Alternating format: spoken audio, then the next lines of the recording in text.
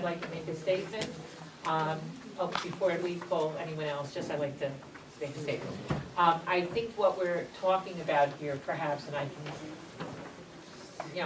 tell me if I'm correct, we're not just speaking in terms of the structural building of it. We're talking about where the resources will come from.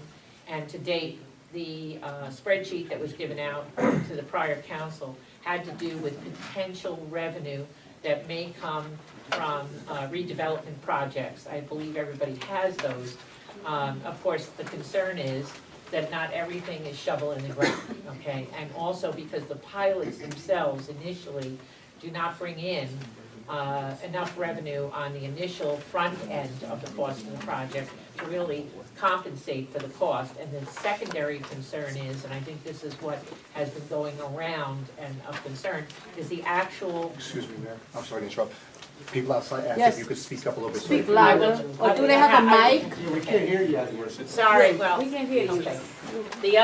The secondary concern was, of course, the cost of operation. We can't ignore that. I have yet to date seen anything that looks remotely like a costing out of the proposal. But in all fairness, one couldn't do that till we even had the costing of what it was gonna cost to build per square foot, which only came through, I believe, this summer. So it's a very long and slow process. We absolutely, and the citizens of this borough need to know. I don't think that we can hypothesize what the exact amount will mean in terms of increase.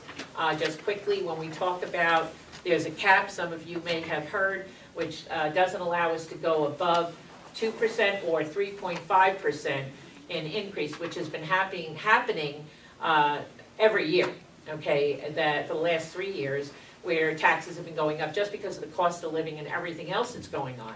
The concern, rightly so, okay, is with a $59 million project, which yet has to be costed out in terms of cost and revenue coming in, exactly how are we gonna balance that? Does it mean we're gonna have to cut services below the 3.5% cap? If so, what services are we cutting? So there are all these questions that are floating in the air. It's a business, we have to have all the details. They haven't been hammered out yet. You deserve to have them hammered out. And I am working diligently along with our professionals and everyone else, I hope, and some of you who've been working very diligently to find out what those figures are gonna be. So we have a better sense of where we're going. And that's what I have to give you right now on that subject. Thank you.